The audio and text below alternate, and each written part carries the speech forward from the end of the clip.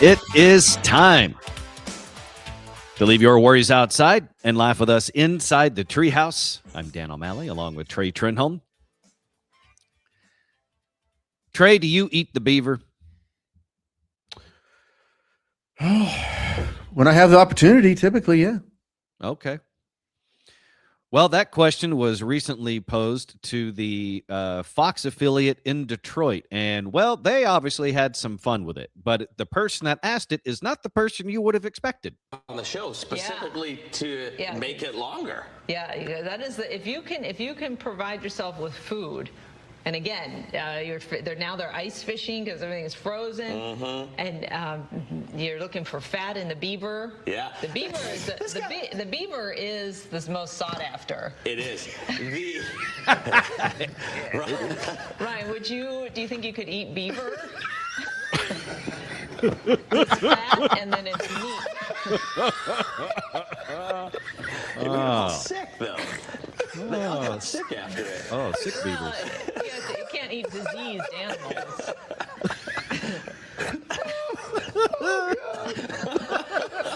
What about a moose? Oh. Yeah, I don't know anything about this show, Dina, but you're really funny. Okay. You are a really funny gal. I want to hear from you. Poor Ryan can't even last through the cyclosporiasis outbreak eating lettuce. He ain't gonna make it eat animals and stuff.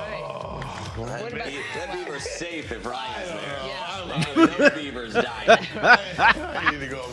248-553-5153 is the number to call. Oh, my God. I can't wait to hear the dial-in Detroit messages after this segment. I don't even know that the girl knows that she's really, I don't think she's really thinking about it. I'm with you. I think this is kind of going over her head a little bit. Although when you see the first guy right next to her, when she asks, he's like, he knows exactly. He's like, yeah. He even finger guns it. He's like, yeah. And the other guy is just so gone. He can't even concentrate about what she's asking. Oh, Jesus. I think when she said fatty beaver, I think that's where he starts losing it. Because that's not just funny to him. That's also a laugh of knowing. I'm assuming they're talking about one of these shows like Naked and Afraid or whatever, where you're just out there fending for yourself. Or maybe grocery prices have gotten so bad in Michigan that people are ice fishing instead of going to Albertsons. If you are hungry and you're trying, your only hope is catching a beaver, you're screwed. They are elusive little fuckers. And they do have big teeth. Well, they're just smart, and they're in Texas and they do so much damage because they'll dam up waterways and stuff. And many a farmer, many a person, myself included, has tried to kill them. And you can sit there for a day and just scope out where their dam is. They know you're watching, and they will just hide. And then the minute you turn away, there they are. Mm-hmm. It's like dating. The elusive beaver. Mm-hmm. I feel like that's a nature show we should watch, which is Trey versus Beaver. Every week. It's just can't quite get his hands on one. No. When I do, and I think I've domesticated it, they just fucking up and leave. They dam up your heart. Yeah. Let's enjoy this again, On the show shall we? specifically to make it longer. Yeah, that is if you can provide yourself with food. And again, they're ice fishing because everything is frozen, and you're looking for fat in the beaver. Yeah, the beaver is the beaver is the most sought after. It is. It is. Yeah, it is. Yeah, it is. Yeah. Bang, bang, finger gun. Yeah. What a douche. Yeah. The beaver is the beaver is the most sought after. It is. It is. And not 90% of the population is looking for beaver. 10% are lesbian. I'm sorry, 10% are gay. Thank you. Yeah, Yeah. that's the Yeah. more accurate percent. I was like, well, Yeah, hang on. straights and lesbian, we're all looking for beaver. Mhm. Oh, I guess straight women aren't. So yeah, okay, so only 50% of the population. Yeah. Probably a little bit more. Over half the population is looking for beaver. Yeah, your percentages may not be exact, but the sentiment is 100% Right. there. Yeah. But not fatty beaver. No. Nobody likes fatty beaver. No, I don't think no. Everyone remembers when they first saw or had a fatty beaver. It's very odd. And you're not. But really you don't want sure. one too skinny either. No, you don't. I want to watch Good Day Detroit now. Don't get me wrong. Good Day in Dallas is a lot of fun and stuff. But I don't know if Shannon Murray is going to have the same amount of fun with this the way that these three are. Noviella might have an interesting viewpoint. I think Noviello would be the guy in the middle. I bet he knows. Yeah. I bet he knows. I mean, the irony of just Good Day Detroit in and of itself. It's really, if you're in somewhere Detroit, it's not. Yeah, somewhere in a meeting, they're like, should we call it that? Because everyone's going to be like, nuh-uh. Yeah. I think they'd be better after going, sup Detroit. Yeah. I think you had it with Detroit. Yeah. All right, we'll go from one controversy to another. Do you know what a flock camera is? It's funny. I've been seeing news stories about flock cameras for the last, I don't know, I feel like 3-4 weeks. And I really paid no attention to them. And then finally, the other day, I actually Googled what it was, and that they're cameras set up to read license plates. And I think they may be capable of more than just license plates. Let's go to a WFAA reporter who is talking about the controversy of flock cameras in DFW. Seen them, you've at least heard about them by now. Flock cameras. They are at the center of growing privacy concerns here in North Texas. They are typically used as automated license plate readers, but they also go beyond just tracking cars, and North Texas communities are at odds over these cameras. Let's start in Hood County. Constable John Shirley posted these images on Facebook. You see him covering flock cameras with these large black bags. He wrote in this post that flock cameras in his area are now covered and unplugged. He also tells the company that owns these cameras to get the garbage out of his county. Then over in Anna, this is a viral TikTok video showing a flock camera at Slater Creek Park.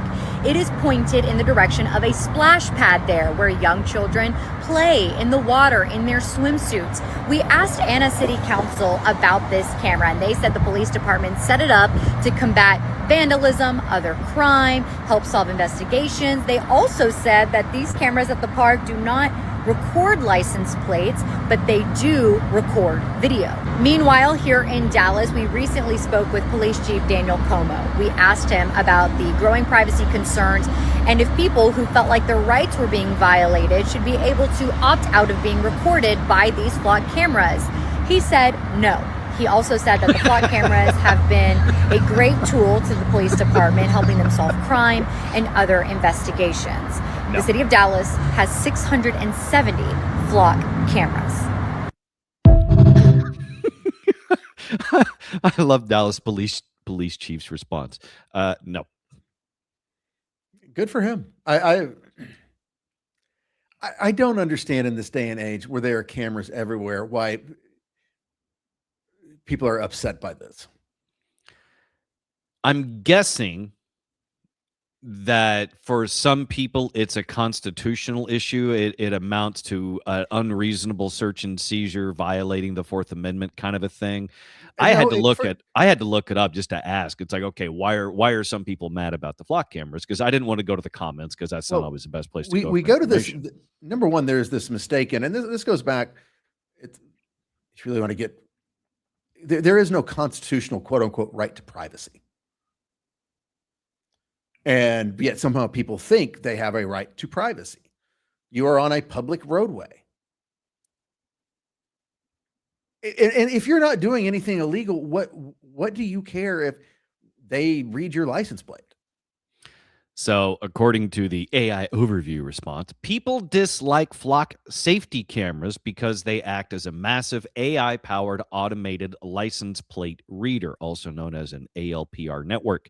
They log the location, time, color, and unique vehicle details of everyday drivers into a searchable database without a warrant, raising serious concerns over mass surveillance, police misuse, and privacy violations.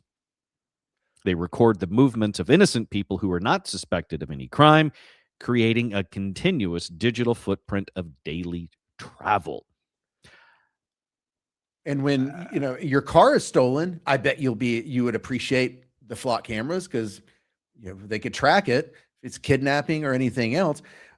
I did see, I saw an interview now with the owner of the company that does the flock cameras, and they've agreed. I guess originally they were keeping data for 30 days, and now they're keeping it for 7 days, and they've trimmed some of the stuff down.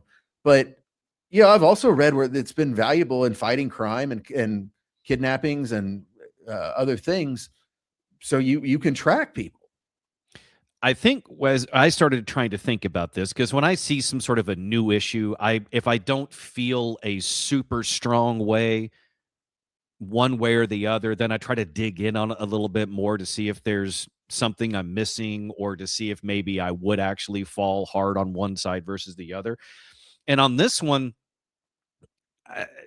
look, I'm all for, supporting the Constitution, and I think we all do have a right to privacy.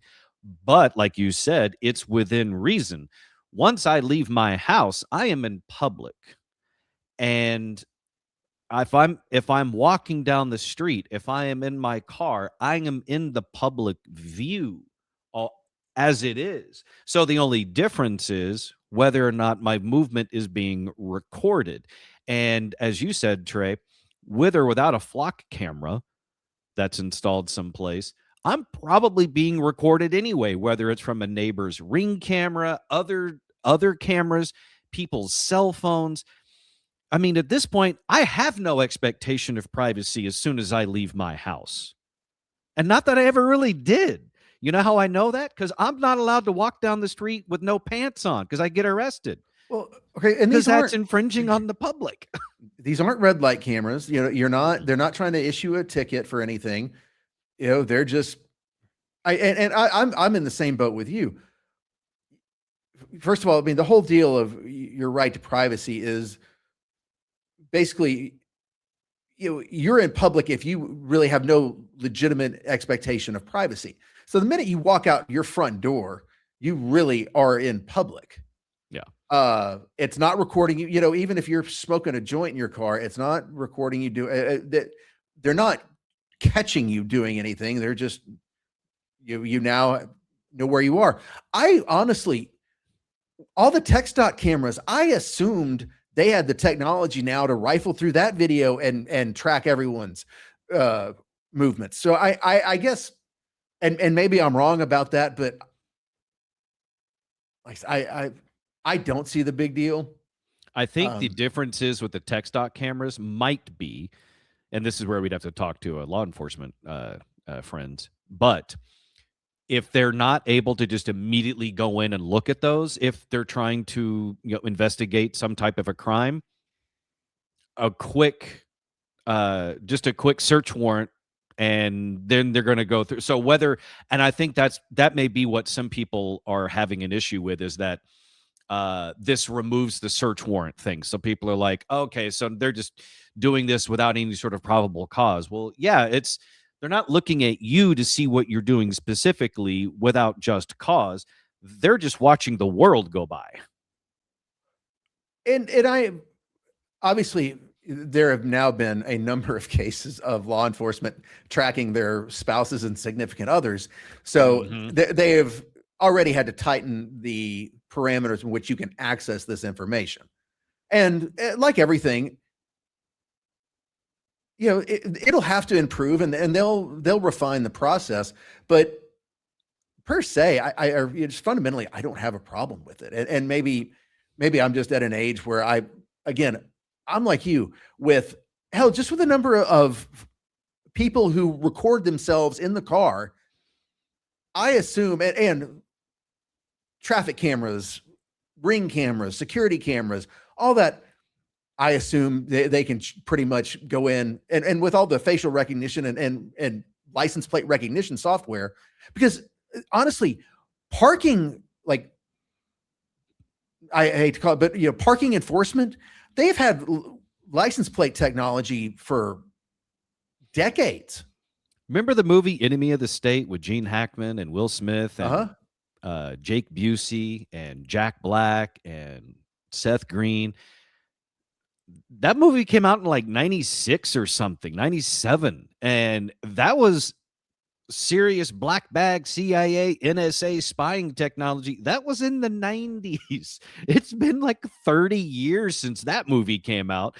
And if that movie is showing you that technology in the 90s, they've had it for at least 20 years. So this is not new stuff. It's just new to us because we're hearing about it now. Well, and I also think this goes to everyone's, everyone's distrust of Big Brother. I get that. You don't necessarily want certain, government just doing whatever it wants to you kind of a thing. And I get that, but that doesn't really feel like what this is. It's basically, quote unquote, Big Brother just putting a big camera and just watching everything. It's not like it's out to get you. But like even in the story, like a bunch of parents were upset because a flock camera was pointed at a kid's splash pad where they're in swimsuits. As a parent, I would be more concerned about the single guy who might be trying to sneakily record video on his phone next to the splash pad than I would the flock camera. That's way harder footage to get a hold of than the creepy dude getting phone footage of your kid in the splash pad. I'm sorry, but if I have a kid, I'm more than happy that they have a camera like that.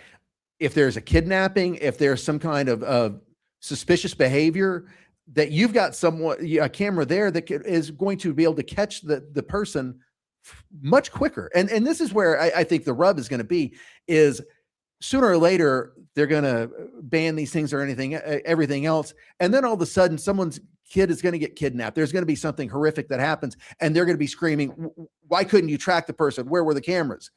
We have the technology. And maybe it has one of those black bags over it that someone put, and it's like, well, it's right there, but someone covered it. So sorry.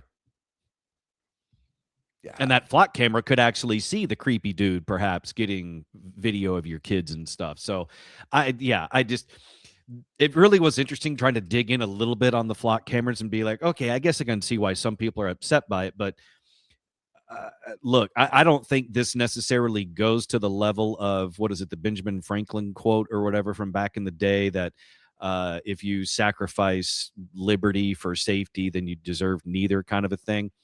That to me is not what this is. This isn't a red coat hanging out in your living room. Well, number one, if you travel on any toll road throughout the day, shut up.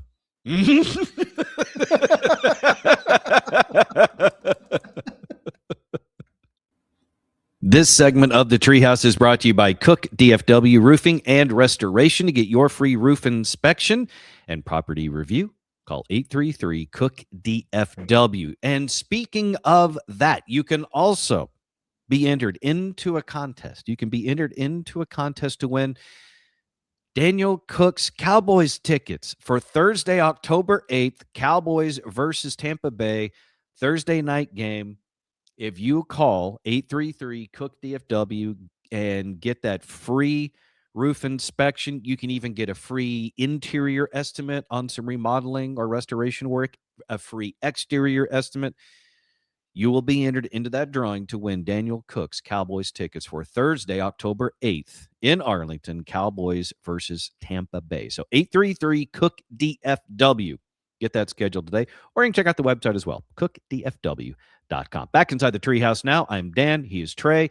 Today is Tuesday. Got to figure out my days. Today is Tuesday, August 18th, 2026. Let's celebrate today with some birthdays. And there's lots of them. This is not his fault, but I can't stand him now. Everlast is 57. And I mean that. It's not his fault. I mainly blame the Eagle. I used to like his song, What It's Like. And then the Eagle never stopped playing it. I feel like every time I turn on a rock station or anything, or like when I would walk into the studio at the Eagle, it's like, God damn it, this song again? Jesus. I would kill for just some old school House of Pain jump around versus What It's Like. Because for those that don't know, Everlast is also the frontman of House of Pain. But Jesus, you talk about playing a song into the dirt. Ugh. So frustrating.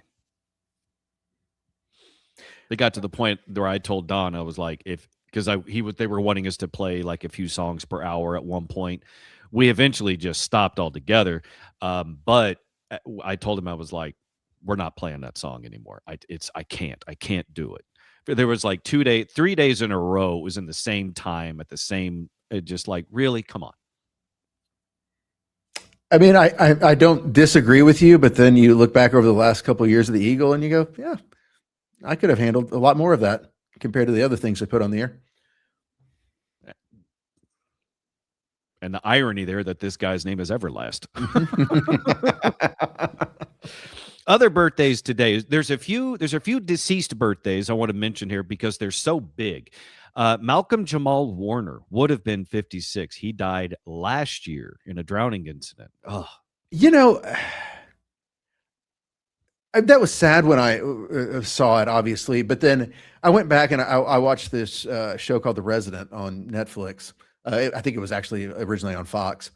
And he was on it. And, man, he was really good. That's just tragic. It really is. And that's one of those guys that it never made any sense to me why he didn't have a bigger career, because he was so great on The Cosby Show.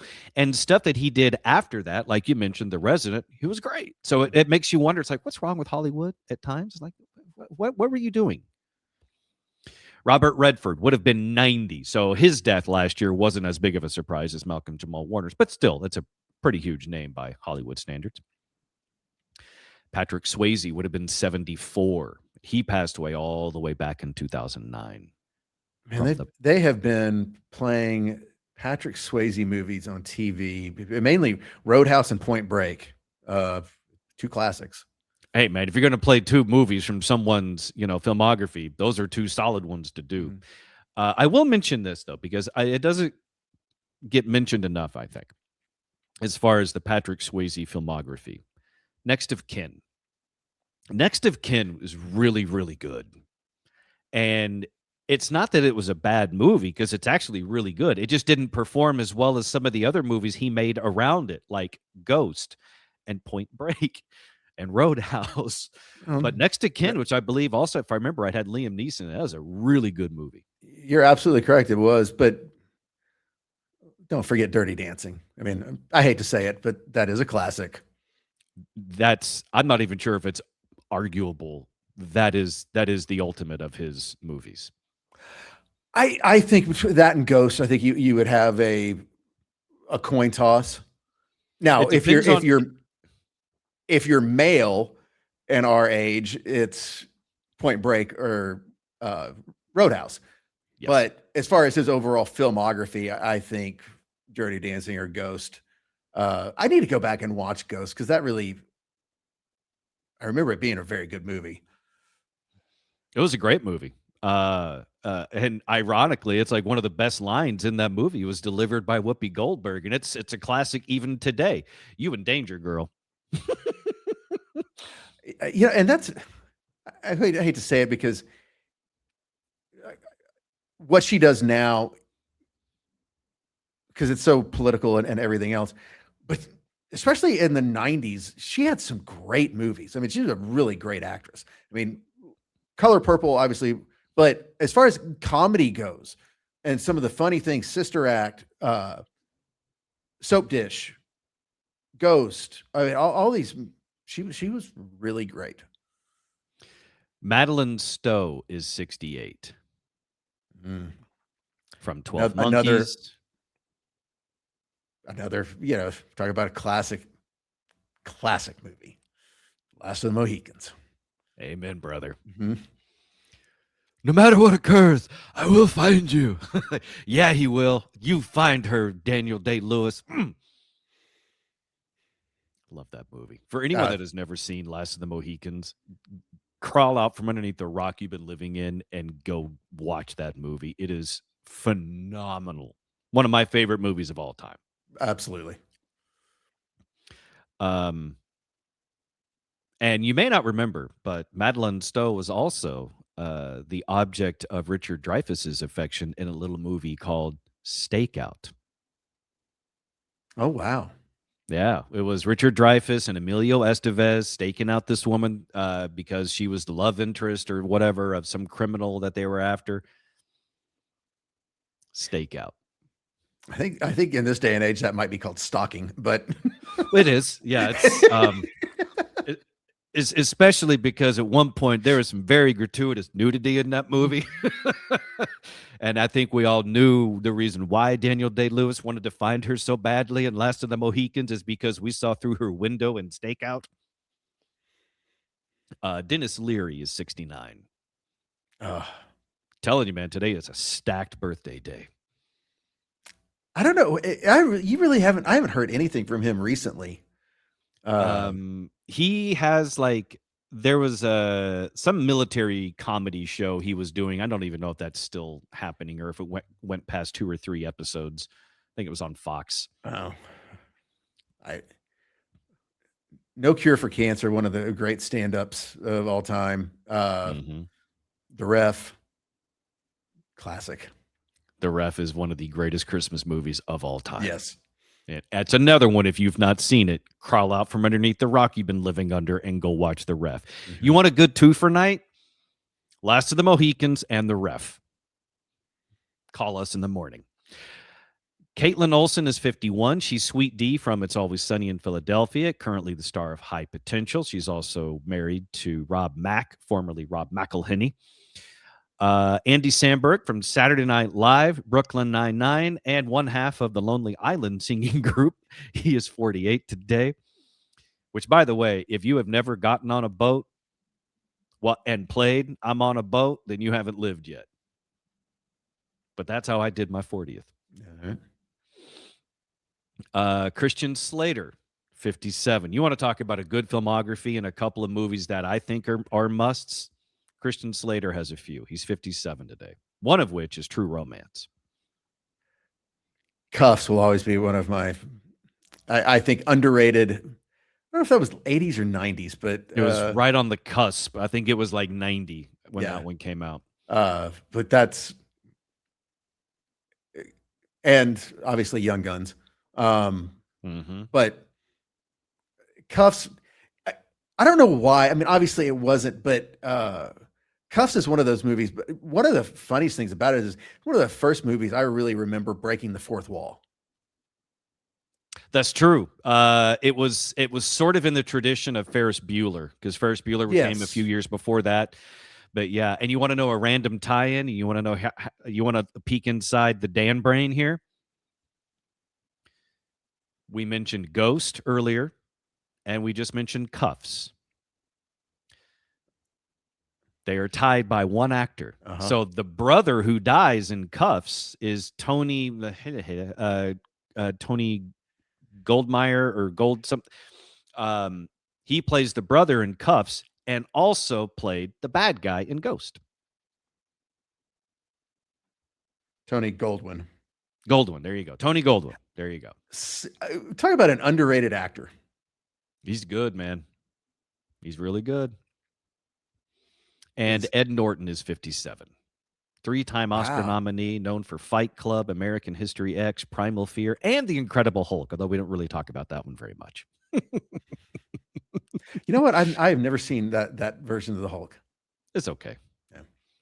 None of them are great. That's just for whatever reason. It's like some people talk about, I don't know why they get so lost in it, like, Hulk movies and blah, blah, blah. The Hulk's great, though. And it's like, not really.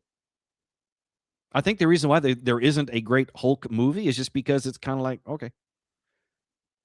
I mean, is it the story, or is it just one of those like the Fantastic Four? They just keep tripping on themselves.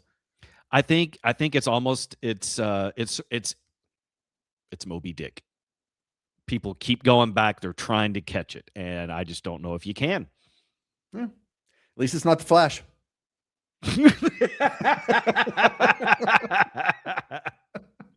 Well, this segment of the Treehouse is brought to you by, well, us.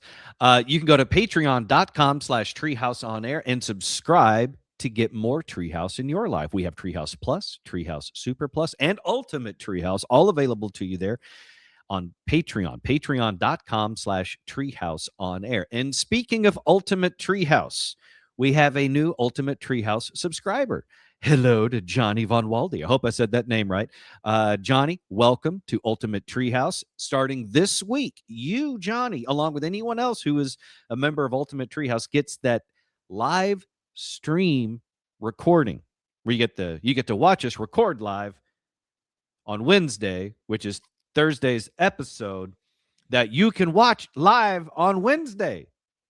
Every week. So every week when we record our Thursday episode as an Ultimate Treehouse subscriber, you will be in the room when we do the recording of that show. So live to you, recorded for everybody else, and they don't get it till the next day. And you get the whole video, you get it live, you get the chat room access. We can talk to each other and during the show and all of that. Go to patreon.com/treehouseonair to get more Treehouse in your life today. Thank you very much. At least it's not the Flash.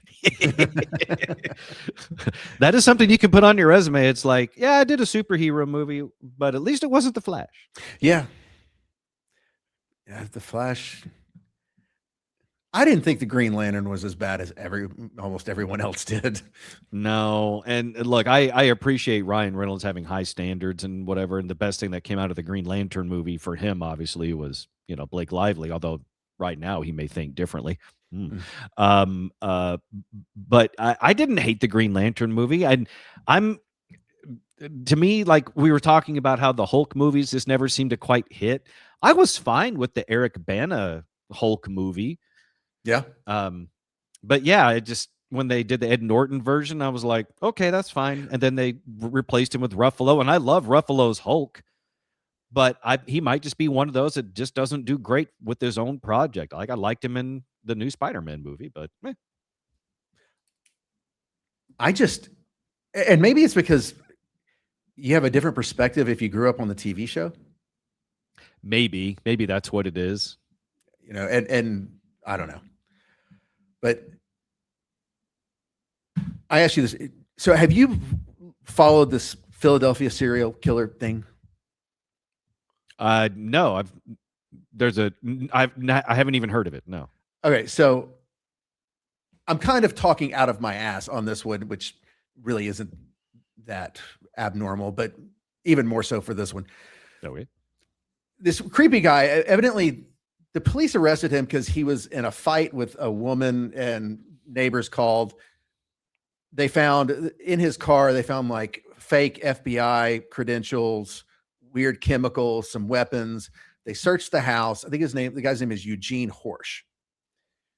Okay. So they searched enough that they went in and searched the house, and they're being very tight-lipped about it, but everyone says they have found troves of awful things, like snuff films, things done to women, remains, potentially a whole system to dissolve remains and bypass the septic system and basically go from the house to directly to the sewer.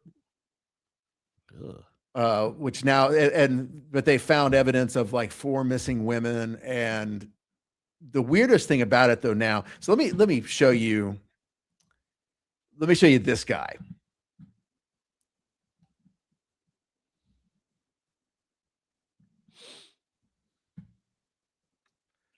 So, Ugh. Oh God. okay. Oh. You know, he looks creepy, and I think he's in his 40s, but obviously, What? yeah. Jesus. I think that's what I said. I think he was I want to say 47, but Yeah, he and I do not look the same age. no. Okay, but you have that image. Yeah, especially with that shirt. Okay. So now they suspect that this is possibly a father-son deal, and that his father, who was a notorious, evidently illegal pornographer, like snuff films person, this is dad. Oh God. Is that real? Yes. Guilty.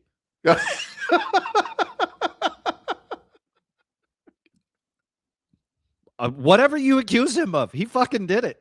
Yeah. I have no question. Like, that's one of those, if you were the defender, if you were defending that guy in court, you basically have to say he can't appear in court. You cannot use his mugshot as evidence because everyone will convict him. So dad is now dead, but Thank God.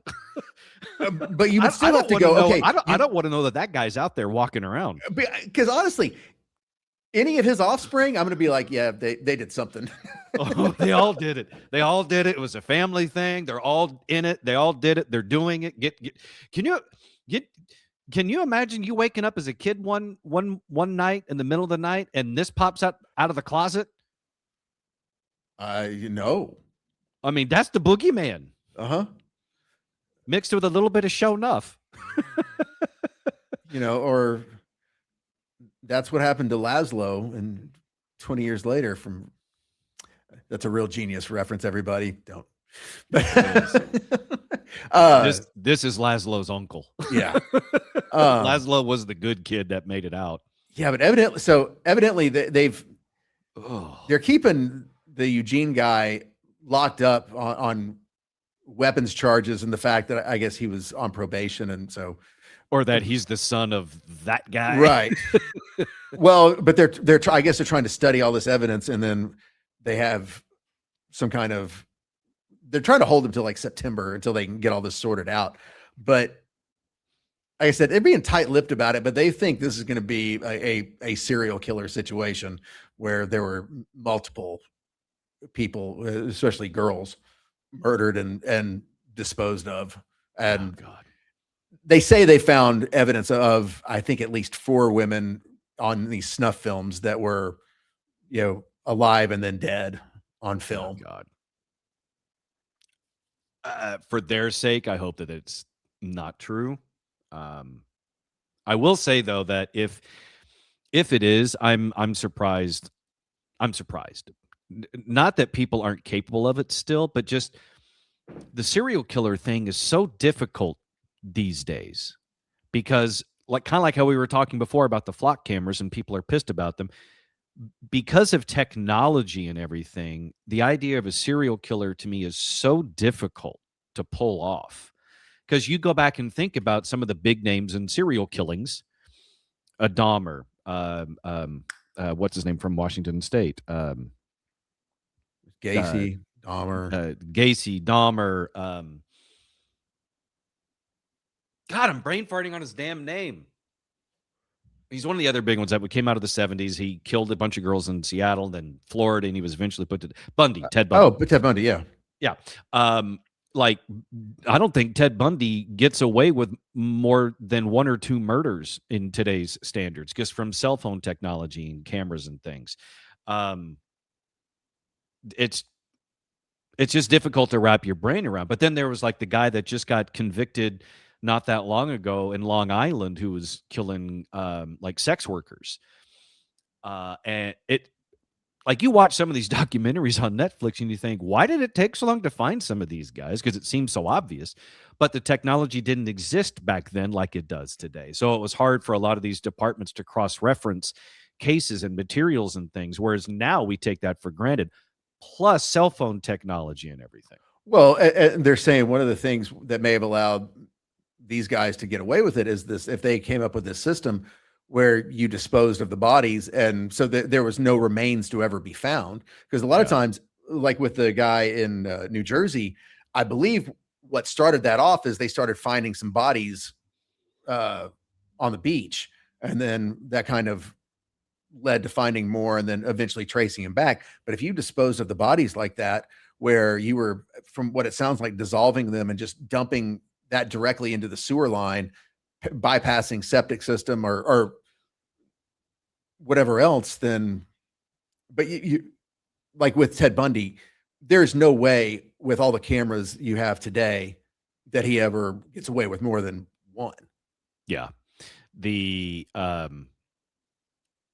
Idaho murders, we've seen a couple of documentary things on that one, and that wasn't a serial killer situation, but that guy killed four people in a matter of like 15 minutes in one house.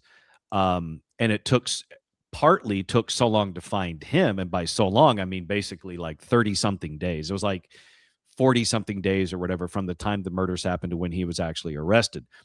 The reason that they were able to find him because they were able to pinpoint a vehicle, like a make and model of a vehicle based on camera footage and the time of murder. But the reason that they were able to find him specifically was because of one thumbprint on the button of the knife sheath that he had left behind. He had left the knife sheath on the bed of one of the victims.